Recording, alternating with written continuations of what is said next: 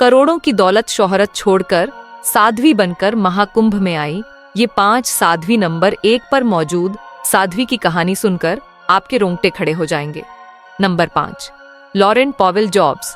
Lauren Powell Jobs जो Apple के cofounder Steve Jobs की पत्नी थीं, कभी दुनिया की सबसे अमीर और प्रभावशाली महिलाओं में गिनी जाती थीं।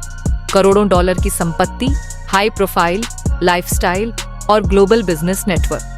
उनके पास सब कुछ था, लेकिन उन्होंने जो किया वो किसी ने सोचा भी नहीं था। लॉरेन ने बिजनेस और शोहरत को पूरी तरह अलविदा कहकर अध्यात्म का मार्ग चुन लिया। भारतीय सनातन परंपरा और वेदों में गहरी रुचि रखने वाली लॉरेन अब एक सन्यासिनी के रूप में महाकुंभ में आई हैं। जहां एक ओर लोग अरबों की संपत्ति कमाने के सपने देखते हैं, वहीं उन्होंने सब कुछ त्याग कर भक्ति और साधना का मार्ग अपना लिया।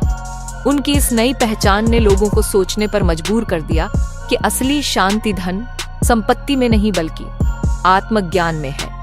नंबर 4, साध्वी हर्षारिचार्या। साध्वी हर्षारिचार्या की कहानी किसी रहस्य से कम नहीं। एक समय वह अपनी खूबसूरती और ग्लैमर वर्ल्ड में अपनी पहचान के लिए जानी जाती थी। मॉडलिंग, हाई प्रोफाइल पार्टियां और एक चमचमाती लाइफस्टाइल। उनकी जिंदगी किसी फिल्मी कहानी से कम नहीं थी, लेकिन अचानक उन्होंने सब कुछ छोड़कर संन्यास का मार्ग अपना लिया। आध्यात्मिकता को अपनाने के बाद वह महाकुंभ में सनातन धर्म और वेदों की शिक्षा को आगे बढ़ाने का काम कर रही है। उनकी चमकती आंखें और तेजस्वी व्यक्तित्व देखकर कोई नहीं कह सकता कि ये वही महिला है जो कभी हाई प्रोफाइल लाइफस्टाइल जिया करती थी। अब उनकी पहचान एक सन्यासिनी के रूप में है, जो जीवन के गहरे रहस्यों को समझना और सीखने के लिए समर्पित है। नंबर 3, योग माता। योग माता जापान के प्रतिष्ठित और अमीर परिवारों में से एक से ताल्लुक रखती थी। वह वहां की बिजनेस और सोसाइटी में एक बड़ा नाम थी, लेकिन उन्हें हमेशा कुछ अधूरा महसूस होता था। योग और ध्यान की तलाश उन्हें भारत ले आई।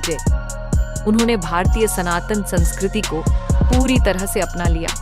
उन्होंने हिमालय में कई वर्षों तक कठोर तपस्या की और अब उन्हें एक सिद्ध योगिनी के रूप में जाना जाता है। उनकी साधना इतनी गहरी रही कि वह महाकुंभ में हजारों श्रद्धालुओं को आध्यात्मिक ज्ञान और साधना की विधियां सिखा रही हैं। उनकी यात्रा साबित करती है कि आध्यात्मिकता की कोई सीमा नहीं होती और यह किसी भी देश, जाति या संस्कृति से परे है। नंबर 2, साध्वी भगवती सरस्वती। साध्वी भगवती सरस्वती का सफर अमेरिका की चकाचौंध भरी दुनिया से शुरू होकर आशिकेश के गंगा घाट और अब महाकुंभ तक पहुंचा है। वह कभी अमेरिका में अपनी उच्च शिक्षा और शानदार करियर के लिए जानी जाती थी, लेकिन उनकी जिंदगी तब पूरी तरह बदल गई जब उन्होंने भारतीय संस्कृति को करीब से देखा। गंगा किनारे बिताए कुछ दिनों ने उनके जीवन को पूरी तरह बदल दिया और उन्होंने संन्यास लेने का फैसला कर लिया।